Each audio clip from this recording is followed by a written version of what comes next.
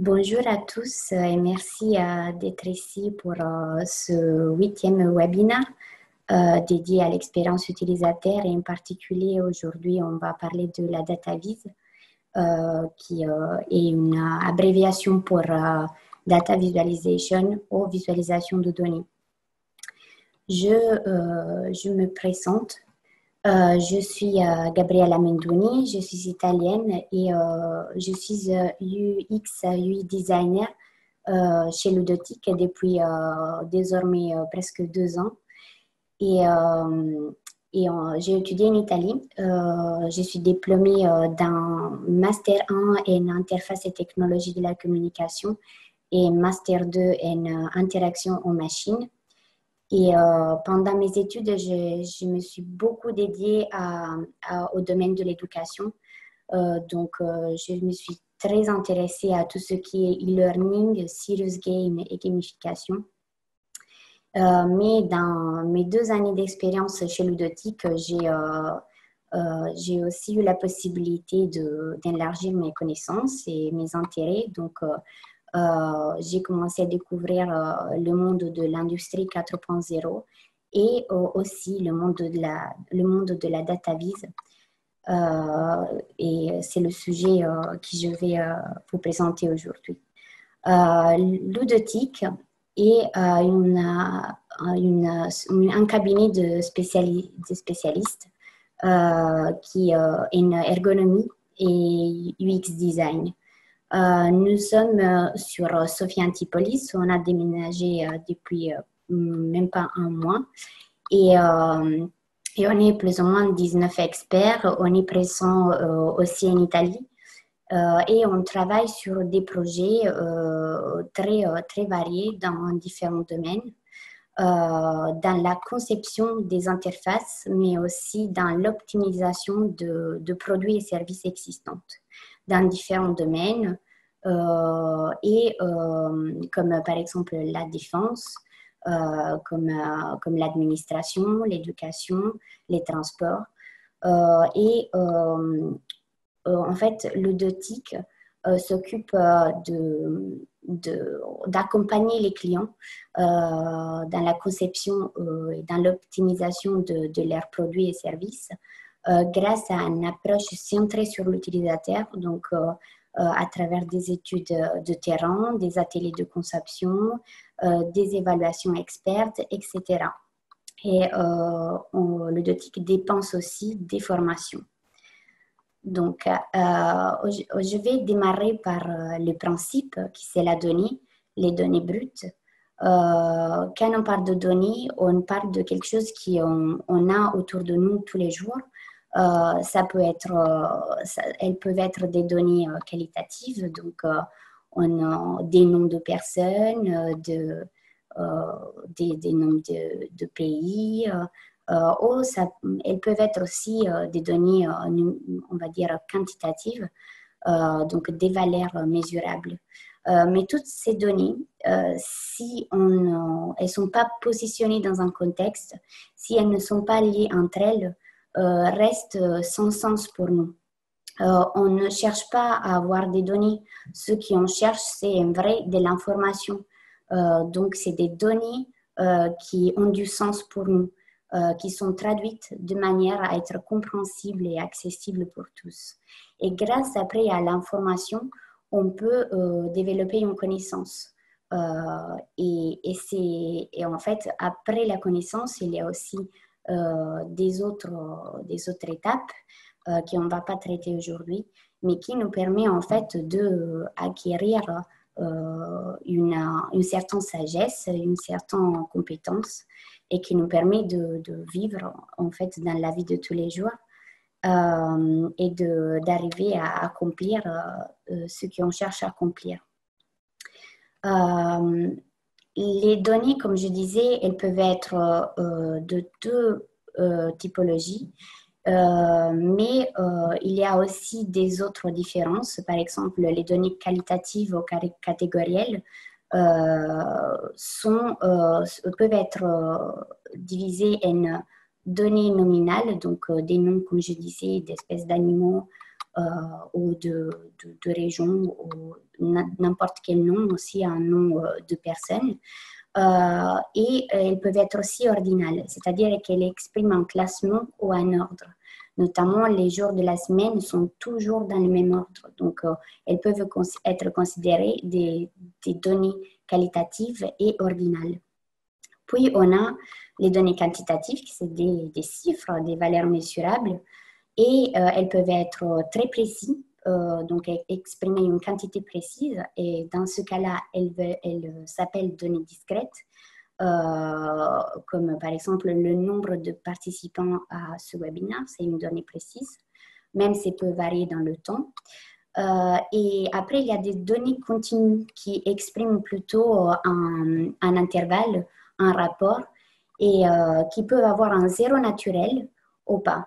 Notamment, la température est une donnée quantitative continue qui n'a pas de zéro naturel, parce que si on parle de 0 degré, on ne parle pas d'un moment où on commence une activité, on ne parle pas du moment zéro, mais on se réfère à une quantité qui peut bien évidemment changer. Par exemple, si je change l'échelle de mesure de la température, 0 degré va correspondre à plus ou moins 273 Celsius. Et c'est là qu'on se rend compte que ce n'est pas un zéro naturel. Donc, ici, j'ai partagé une visualisation de données, donc une data vise qui est très drôle, qui est très, très complexe. Ce diagramme s'appelle le Face Portrait Diagram, et il a été utilisé par quelqu'un pour nous parler du taux de mortalité du COVID-19. C'est une représentation de données, c'est une data vise, mais on voit bien on ne peut pas trouver une information claire dans cette visualisation, et même si on connaît le graphique, ça reste une information affichée de manière très chaotique. Et en fait, la donnée représentée de cette manière-là nous permet d'accéder à aucune information. Ou si je vraiment veux accéder à une information à travers ce graphique, je dois faire énormément d'efforts. Donc, le but d'une représentation de données, d'une data vise, ce n'est pas tout simplement de représenter des données avec des lignes, des couleurs, etc. C'est vraiment de rendre les graphiques clairs, de partager une information, de rendre compréhensible ce qui, dans le format brut de données, n'est pas accessible. Et donc, la data vise a en soi le mot ergonomique, le mot accessible. Une data vise doit être utile, elle doit être désirable, elle doit être accessible. Donc, en fait, quand on est en train de réaliser, de concevoir une data vise, on est en train d'utiliser aussi une approche centrée sur l'utilisateur. Autrement, ce qu'on fait n'a aucune valeur et en fait ne sert à rien, n'a aucun sens. Un des exemples qui nous fait comprendre l'importance de la data vise, même à un niveau tout simplement statistique, c'est le quartier d'Anscombe. Le Francis Anscombe, c'est un statisticien qui, dans le 1973, a créé 4 séries de données qui se ressemblent d'un point de vue statistique. C'est-à-dire que ces 4 séries partagent la même moyenne, la même variance, le même coefficient de corrélation et régression linéaire. Donc, apparemment, et si on ne va pas trop observer et à lire le tableau, on pourrait dire que ces données correspondent à la même chose. Mais ce n'est pas vraiment le cas, parce que si on transforme ces 4 séries en graphiques, on voit bien que les représentations sont totalement différentes. Ce graphique s'appelle scatterplot ou distribution de points. Et c'est grâce à ce graphique aussi qu'on peut voir des valeurs, des observations, des données qui s'appellent aberrantes, c'est-à-dire qui ont une certaine distance par rapport aux autres. Donc, même au niveau statistique, la représentation de données est très importante pour pouvoir comprendre qu'est-ce qu'il y a derrière des simples chiffres. Donc, dans cette deuxième partie, je vais plutôt me focaliser sur comment créer des graphiques avec une approche centrée sur l'utilisateur. Et donc, je vais commencer par la réflexion liée aux utilisateurs et au contexte d'utilisation. Quand on conçoit une data vise, on doit se demander pour qui on la conçoit. C'est qui notre public? Est-ce qu'ils sont des experts? Est-ce qu'ils ne sont pas des experts? Est-ce qu'ils vont avoir une connaissance des statistiques et des graphiques? Ou est-ce qu'il faut plutôt privilégier des graphiques très simples comme des graphiques à barres ou des graphiques à ligne qui sont accessibles et compréhensibles par la plupart des personnes? Et donc, une fois qu'on a établi la cible, on peut passer en fait, à réfléchir sur le temps que mon public a à disposition pour comprendre les données. Parce que on peut aussi créer des databases qui ont le but d'être utilisées dans une longue durée, donc qui impliquent de l'apprentissage et pas une prise en main immédiate. Donc, ça aussi, c'est très important. Tout comme le temps, le niveau de précision nécessaire. Il y aura certains databases qui vont plus donner une vision d'ensemble et certains databases qui vont aller plus dans le profondeur, aller plus loin. Et ça, on le verra après avec des exemples. Et des databases statiques, donc des visualisations de données qui n'ont pas besoin de l'interaction. Et certains en fait, visualisations qui nécessitent une personnalisation de la vue ou une personnalisation des données visualisées et donc une manipulation plus poussée.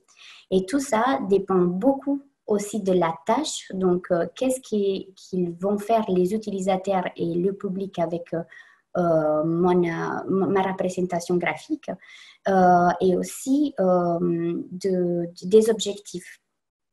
Donc, je vous présente c'est une vraie toile peinte à la main, mais c'est aussi une infographie et c'est une visualisation de données. C'est une visualisation plutôt artistique et très, très particulière. On a une légende qui nous est indispensable pour comprendre cette visualisation de données. Et on peut, donc à travers cette image et cette légende, on peut voir tout de suite quelles sont les thématiques, en fait, les sujets d'intérêt dans la production artistique de Picasso. Et on voit très bien que Picasso aimait beaucoup représenter des figures, des animaux, mais aussi des objets, oui.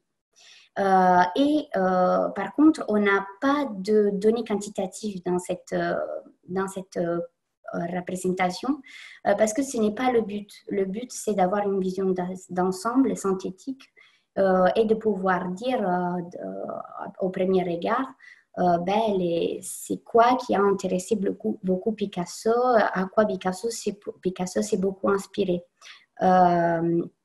Et je profite pour dire que c'est très compliqué quand on utilise des formes différentes de comprendre vraiment à quelle quantité elle correspond. Donc, par exemple, je ne sais pas si la surface 3 et la surface 12 sont... En fait, je ne sais pas si la surface 12 est plus grande que la surface 3 ou l'inverse, mais ce n'est pas non plus mon objectif de le savoir à ce niveau-là. Et cette data vise est aussi statistique. Maintenant, j'ai pris l'opposé, en fait, un exemple totalement opposé. C'est une capture écran d'une plateforme de trading qui s'appelle Binance. Je pense que quelqu'un de vous peut la connaître.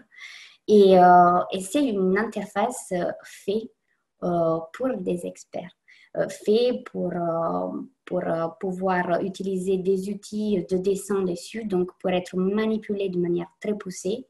Et en fait, on ne peut pas utiliser cette interface si on n'a pas appris à l'utiliser et si on n'a pas des connaissances sur le sujet. Donc, l'utilisation de cette interface demande de l'expertise. Et c'est ça, c'est très important de voir comment c'est pas seulement une question de choisir le bon graphique, mais c'est une question d'analyser tout un contexte et aussi pourquoi ce graphique va être utilisé et avec quel but. En plus, il y a certaines visualisations de données qui peuvent tromper. Donc, et les statistiques et les visualisations de données peuvent être utilisées pour manipuler, pour véhiculer un message qui n'est pas tout à fait, qui ne correspond pas à la réalité ou qui ne représente vraiment pas une information valable. Et j'ai trouvé en fait des visualisations de données super drôles et qui ont été créées explicitement pour montrer le pouvoir et aussi les dangers des visualisations de données. Et dans cette visualisation, on voit comment on veut chercher à transmettre un message super absurde, comme quoi la récolte et la consommation de cicorée est responsable en fait, du nombre des maladies infectieuses, comme si le fait de manger la cicorée peut avoir une influence sur le fait d'avoir une maladie. Même si il y a un coefficient de corrélation super élevé entre ces deux phénomènes, ça peut être déjà un hasard. Et deux, si on connaît qu'est-ce que c'est un coefficient de corrélation, on sait que ça ne représente pas du tout une relation de cause et effet. Donc, on peut profiter du manque de connaissances pour véhiculer des messages erronés. Et c'est pour ça qu'aujourd'hui, je voudrais vous parler des bonnes et des mauvaises pratiques qui nous permettent de créer des databases plus ou moins déjà utiles et accessible et compréhensible par notre public. On commence par le titre. Donc, dans une database, le titre est nécessaire. Pourquoi? Parce que le titre, il donne un contexte. Parfois, le titre n'est pas suffisant, c'est-à-dire qu'on a besoin d'ajouter des légendes, d'ajouter des petits commentaires, des informations, plus d'informations.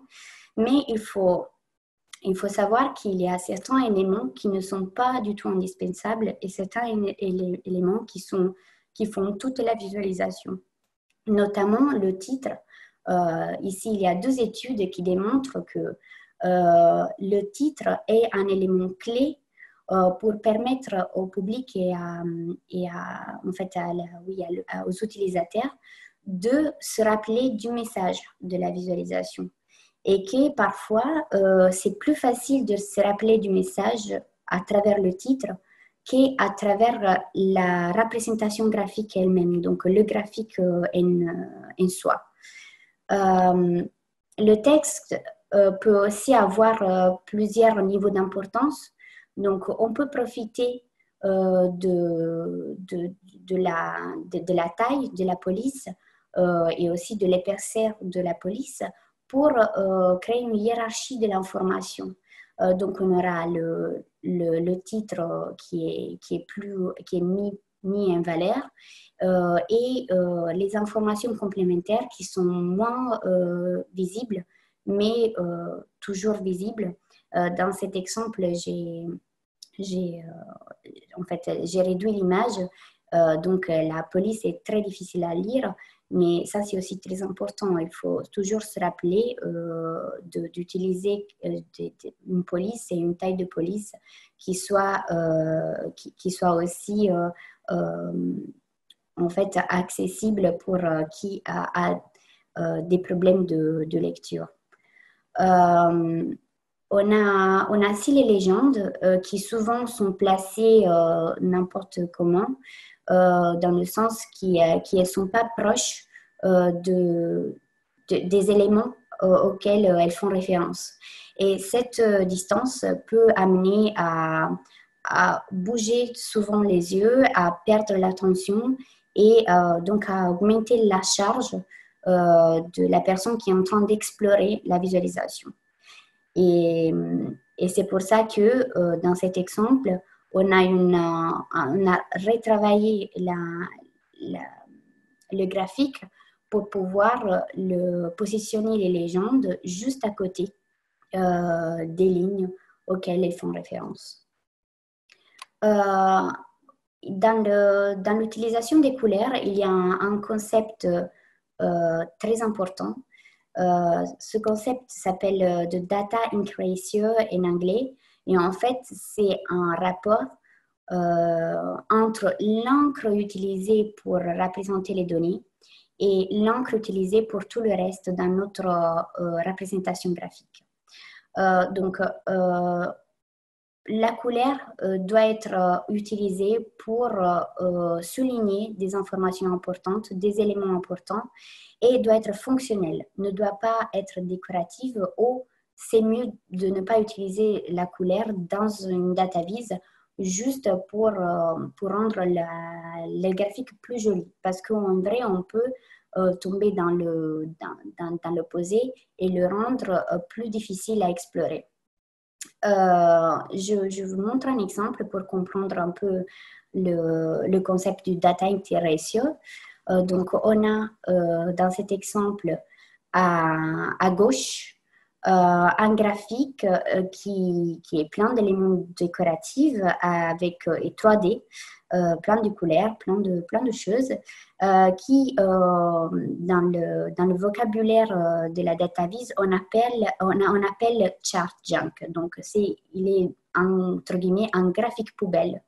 On est perdu, et pour ne pas parler du fait qu'il y a certaines couleurs qui nous empêchent de lire le texte, donc les libellés sur l'axe X. Mais et à droite, on a un exemple du même graphique épuré qui utilise la couleur seulement pour mettre en valeur la valeur moyenne et une information précise qui c'est les calories dans 100 grammes de bacon. Après, il y a un autre niveau de précision qui n'est pas affiché ici, c'est-à-dire que moi, je sais que dans 100 grammes de pizza, il y a 400 calories.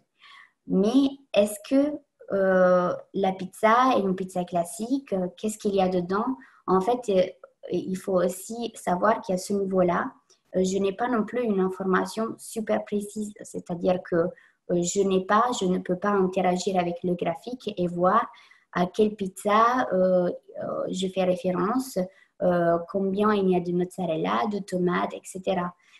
Donc, j'ai aussi une comparaison entre le bacon, qui est un aliment, et une pizza qui est une composition d'aliments. Donc aussi, c'est un autre exemple qui démontre comment c'est facile aussi de partager une information trompeuse ou de toute façon pas tout à fait complète. La couleur est aussi importante. En fait, on peut jouer aussi avec les ombres et le contraste ombre-lumière pour mettre en valeur certains éléments. Donc ici, on n'a pas seulement l'utilisation de la couleur comme élément qui met en valeur une information plutôt que les autres, mais on a aussi un contraste ombre-lumière qui augmente cet effet. Si on parle de couleur, on ne peut pas ne pas parler de daltonien, donc de perception altérée des couleurs. Il existe différentes typologies de daltonisme et il y a des possibilités de créer des visualisations de données adaptées aux daltoniens, mais sans enlever de l'information ou dégrader l'information pour tous les autres. Et j'ai un exemple pour ça. On sait très bien que l'utilisation du rouge et du vert cause beaucoup de problèmes aux daltoniens. Et on peut souvent utiliser plutôt l'orange et le bleu pour réduire cette problématique. Mais par contre, on perd le fait que le rouge et le vert ont une signification, entre guillemets, universelle pour beaucoup de personnes, dans la même culture surtout. Et c'est pour ça que si on veut fusionner les besoins des daltoniens et les besoins du grand public, on peut utiliser une couleur qui a une signification claire et universelle et une couleur neutre de manière à faciliter aussi la perception des daltoniens. Cet exemple, ce n'est pas du tout une règle, en vrai, ni je peux dire que c'est une bonne pratique, entre guillemets, partagée par tous les experts de visualisation de données, mais c'est une possibilité, c'est une suggestion. Et je vous conseille, si vous voulez approfondir, de regarder la vidéo entre deux experts qui montrent des points de vue différents sur l'utilisation des couleurs pour véhiculer une information. Dans le site tableau.com, Tableau est un logiciel de génération et création de visualisation de données. On est toujours sur la couleur. La couleur peut être plus ou moins saturée. Si on va utiliser des couleurs trop saturées pour tous les éléments de notre visualisation de données, on va charger la visualisation et on va la rendre trop lourde. Et on va aussi ne pas respecter le principe de mettre en valeur que les informations les plus importantes pour comprendre le message de la visualisation. Donc, il est mieux de privilégier les couleurs saturées pour les éléments les plus importants à mettre en valeur ou pour les petits éléments comme les points et les lignes. Mais pour tout le reste, si la couleur est fonctionnelle, il est préférable d'utiliser des couleurs pastel non saturées. On revient à la question de la cohérence de la visualisation avec les données. On revient à la question de la manipulation et de comment on peut mentir avec un graphique. Et on peut en fait aussi calculer cet effet de mensonge, cet facteur de mensonge d'une visualisation. En anglais, on parle de lie factor et c'est un rapport, un calcul mathématique qui nous permet de comprendre combien une visualisation est en train de nous mentir et ne correspond pas à le vrai effet dans les données. Je vous explique, je cherche de vous expliquer ça de manière très simple. Ici, on a un graphique à barre qui qui démarre, en fait, l'axe Y démarre de 40. Donc, on a l'axe, l'échelle ne démarre pas de 0. Et le fait qu'elle ne démarre pas de 0 va changer la perception de l'effet dans le graphique. Par exemple, si je regarde entre le 2010 et le 2014, j'ai au niveau visuel une réduction de presque un quart en fait, de la quantité de la diminution de signaux par la SNCB, qui est une société de transport du Belgique, je crois. Et en fait, si on démarre le graphique de l'échelle de 0, on voit que l'effet n'est plus tout à fait le même.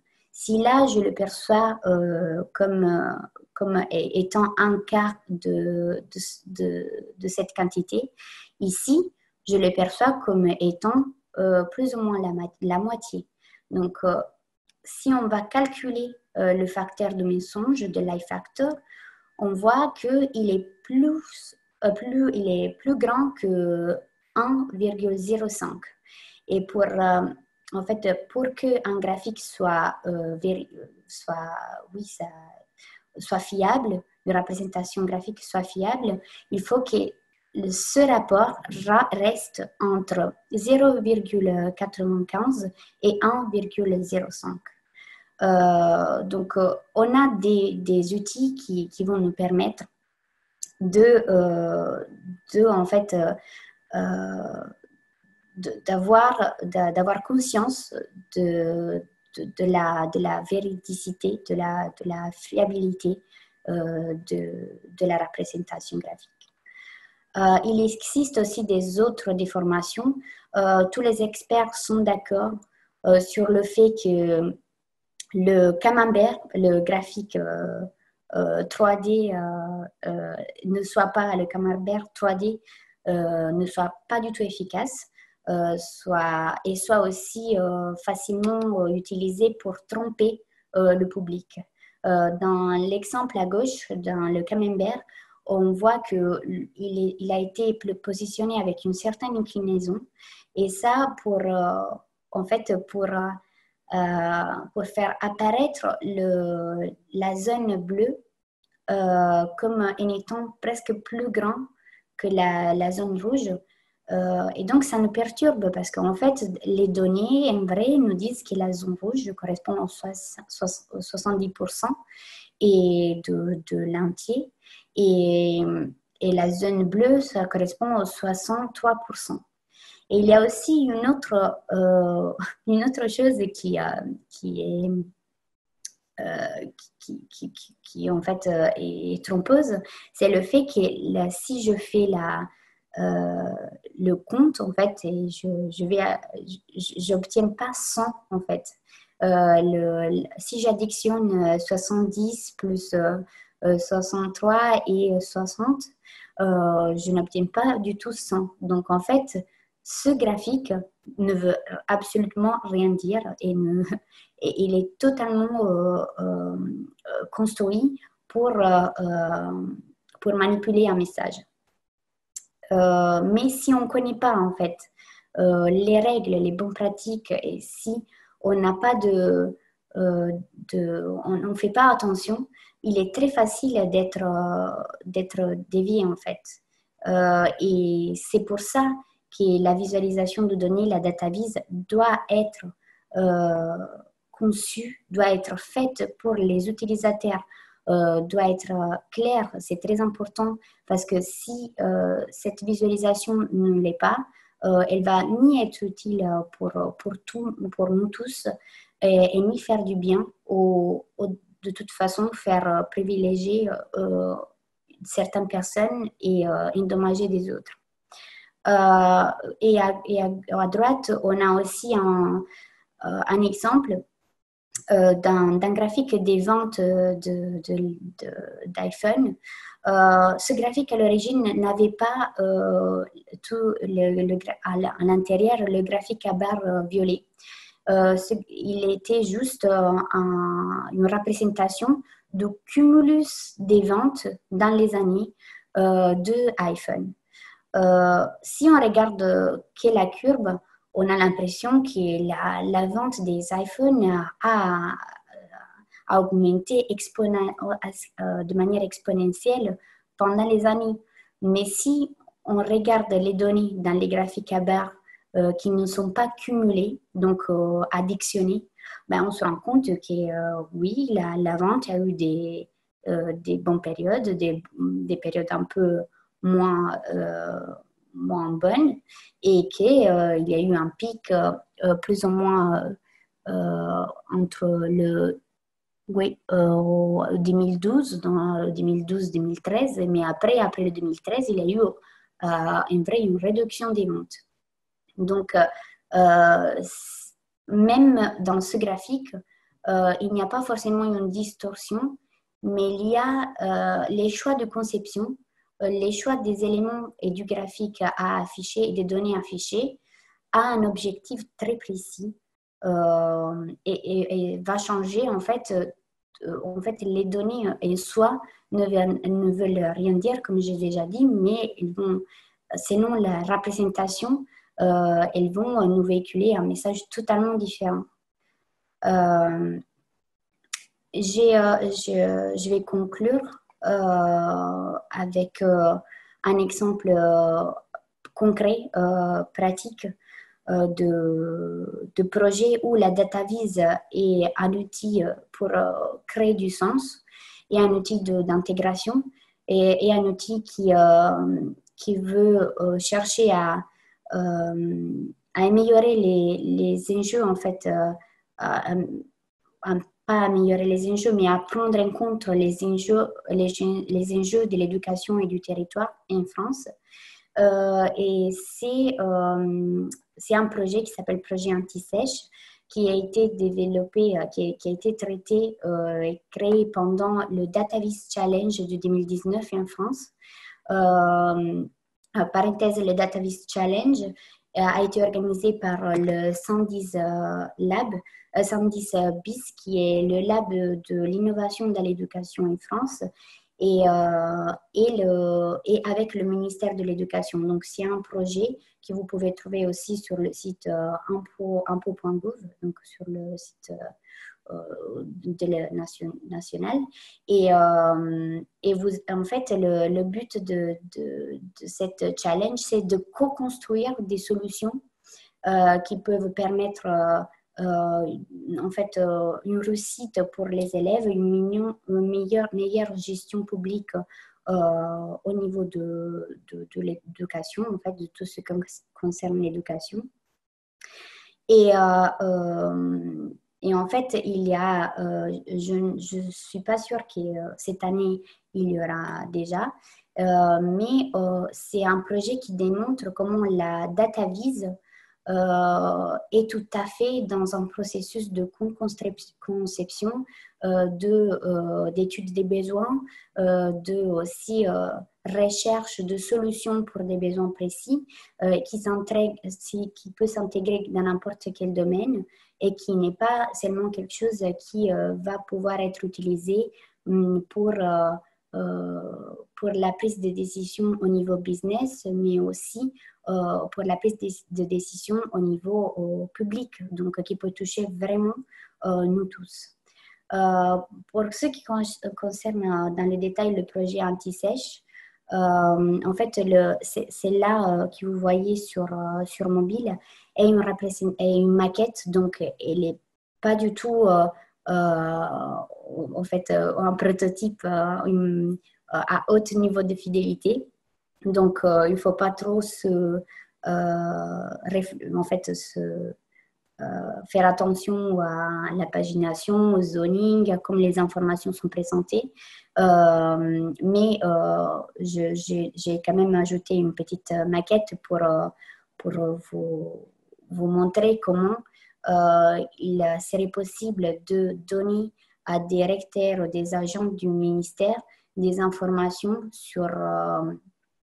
qui permet d'avoir une vision d'ensemble et une vision comparative des différents établissements éducatifs et pour mieux orienter en fait la prise de décision et en utilisant en fait des indicateurs comme le taux de réussite au brevet des collèges, le nombre d'élèves, la capacité d'accueil, le nombre d'enseignants par élève, etc.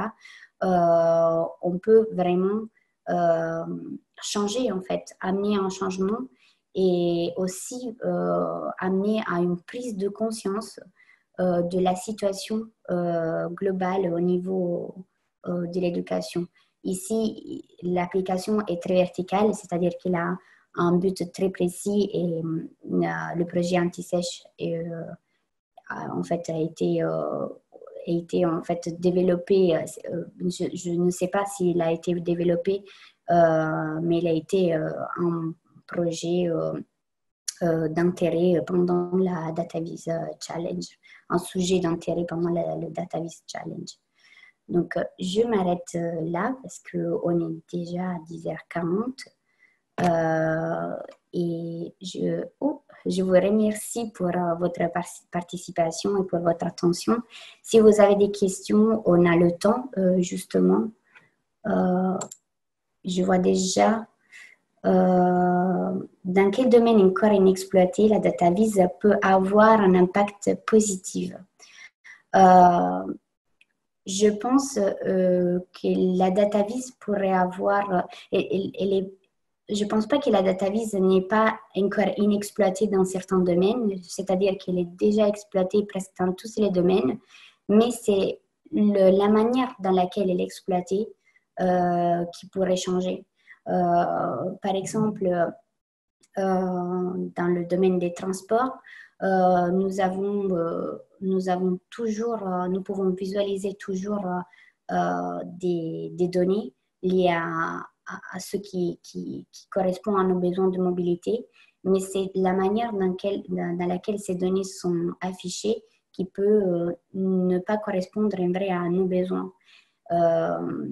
Et qui peut aussi, par exemple, est-ce qu'on peut amener un changement à travers un outil de coaching, à travers la visualisation de données sur nos performances ou sur l'état de développement de certains projets sur le territoire, etc. Donc, bonjour et merci pour cette présentation. Auriez-vous d'autres outils comme Tableau.com à conseiller pour la DataVis? Isabelle, oui, il y a des autres outils. Il y a des outils qui sont aussi moins chers, plus accessibles, parce que Tableau, il est plutôt conseillé pour les grandes entreprises. Il y a DataWrapper, il y a Infogram, il y a Visme. Mais ça dépend, en fait, si vous voulez plutôt faire un travail d'infographie ou si vous voulez plutôt en fait, créer des graphiques qui représentent des valeurs plus quantitatives et qualitatives. Bonjour. Je partage un exemple d'utilisation de la data visualization de données en faveur des ONG et de la diffusion de leurs messages. Merci, spectateur anonyme. Alors, est-ce qu'il y a dans la conversation merci pour cette présentation, super claire. Merci à vous, ça me fait plaisir. Si vous avez, dans tous les cas, si vous avez des autres questions, n'hésitez pas à nous écrire dans la mail ici, contact@ludothèque.com. Donc, j'attends juste quelques minutes pour voir s'il y a encore des dernières questions. Réponse. Penses-tu que les jeux vidéo peuvent changer la façon dont la DataVis peut être représentée? Je ne sais pas, c'est une question très intéressante. Mais oui, je pense que c'est possible.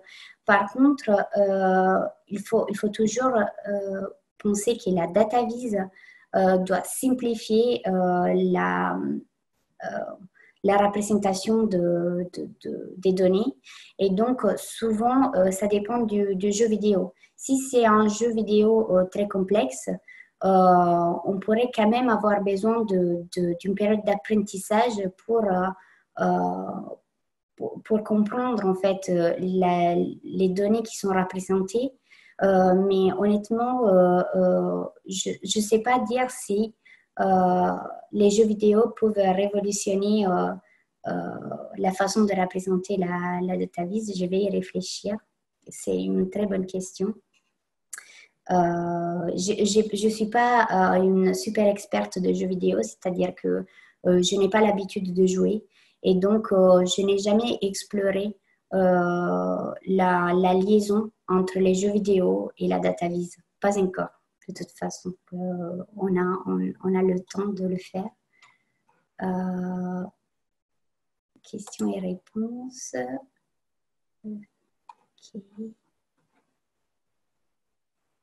Plus. Ok, donc je pense on peut nous arrêter là. Encore merci et bon fin de matinée à tous. Au revoir.